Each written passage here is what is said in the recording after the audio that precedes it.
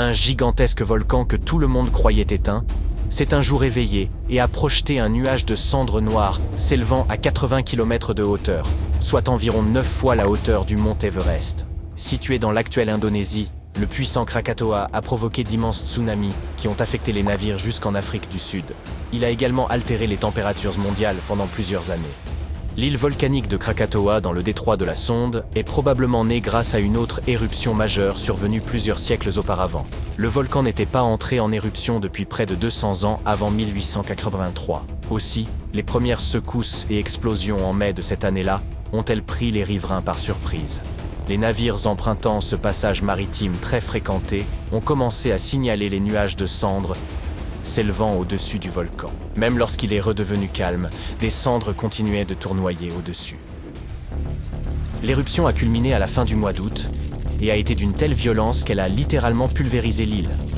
Le bruit de l'explosion a été entendu jusqu'en Australie, à presque 5000 km de là, et a été décrit comme un terrible grondement d'artillerie. Certains avancent qu'il s'agirait du son le plus fort jamais entendu de mémoire humaine. Au cours des 5 jours suivants, l'onde de choc de l'éruption, détectée par des baromètres sur divers continents, a fait 3,5 fois le tour de la Terre. Des coulées pyroclastiques ont dévalé les pentes du volcan à des vitesses vertigineuses, couvrant jusqu'à 40 km de distance. Elles ont anéanti les îles avoisinantes et fait 36 000 victimes. Des dizaines de milliers d'autres ont péri dans les tsunamis déclenchés par l'effondrement du volcan dans sa propre caldeira. Plus d'une centaine de villages côtiers de Java et de Sumatra ont été complètement rasés. L'éruption du Krakatoa est ainsi devenue l'un des événements volcaniques les plus dévastateurs de toute l'histoire. La croûte terrestre ressemble à un immense puzzle composé de grandes pièces appelées plaques tectoniques. Ces plaques glissent constamment les unes contre les autres le long du manteau, une couche de roches en fusion située juste en dessous. Or, l'Indonésie se trouve justement au cœur d'une zone de subduction, où la plaque indo-australienne entre en collision avec une partie de la plaque asiatique en se déplaçant vers le nord. Lorsque la plaque océanique plonge vers le bas, elle se réchauffe, créant des conditions idéales pour un point chaud volcanique. Le Krakatoa possédait 3 sommets, chacun servant d'évacuation pour l'immense chambre magmatique située en dessous. Lors d'une éruption précédente, des débris avaient obstrué l'une de ces sorties, provoquant une accumulation de pression. Lorsque le Krakatoa a finalement explosé, la détonation a profondément fissuré la chambre magmatique. Cette éruption a déclenché ce que l'on appelle un hiver volcanique. Le Krakatoa a projeté 25 km3 de roches, de cendres, de poussière et de débris dans l'atmosphère, formant un épais voile autour de la Terre. Ces particules ont dispersé la lumière du Soleil, refroidissant ainsi la troposphère en contrebas. Cet effet a perduré pendant plusieurs années. L'hémisphère nord a connu des températures plus basses que la moyenne. Et dans certaines régions, les températures estivales n'ont plus pu atteindre leurs niveaux habituels. Le sud de la Californie a également enregistré des précipitations records dans les mois suivant l'éruption. Le ciel est resté assombri dans diverses parties du globe pendant des années après l'éruption. Les couchers de soleil sont devenus de véritables spectacles, chatoyant de rouge et d'orange pendant de nombreux mois. Un astronome a même supposé que cela aurait pu inspirer le cri d'Edvard Munch, dont la peinture illustre parfaitement le ciel norvégien au lendemain de l'éruption. Le Krakatoa a également produit un rare type de halo appelé anneau de Bishop, ainsi qu'une lueur volcanique violette au moment du crépuscule. Plusieurs années après l'éruption, la Lune est apparue bleue et parfois verte, car certains nuages de cendres contenaient des particules assez grandes pour disperser la lumière rouge, tout laissant passer d'autres couleurs. Certains ont même observé un soleil bleu lavande et des nuages brillants dans la nuit. Celle du Krakatoa est devenue la première éruption volcanique à être aussi largement étudiée et documentée.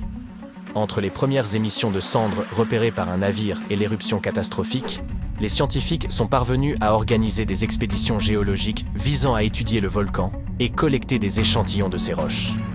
Ces efforts ont été cruciaux pour mieux comprendre l'activité volcanique. Ce volcan est resté en sommeil jusque dans les années 20, lorsque des habitants ont remarqué une colonne de vapeur et de débris jaillissant de la caldeira effondrée. En quelques semaines, les rebords d'un nouveau cône ont émergé au-dessus du niveau de la mer. Après 1 an, il formait une petite île nommée Anak Krakatoa. Elle continue d'entrer en éruption, mais heureusement, sans conséquences graves, du moins pour l'instant. En avril 1815, le mont Tambora a provoqué une éruption massive qui a dévasté l'île indonésienne de Sumbawa. Cette catastrophe a détruit les habitations et coûté la vie à 10 000 personnes. Par la suite, 80 000 autres ont péri des suites des maladies respiratoires propagées par l'éruption. L'année suivante s'inscrirait dans l'histoire sous le nom de « année sans été ». Des conditions froides et humides ont saisi l'Europe et l'Amérique du Nord, provoquant un refroidissement inattendu. Ce fut la période estivale la plus froide en près de 250 ans. Les températures ont chuté de manière significative, empêchant les cultures de pousser, décimant le bétail et provoquant la famine en Occident. En Nouvelle-Angleterre, on a même observé de fortes gelées durant l'été. Les prix des denrées alimentaires ont grimpé en flèche, faisant du fourrage pour les chevaux un véritable luxe. Certains affirment même que tout cela aurait conduit à l'invention de la bicyclette en 1817.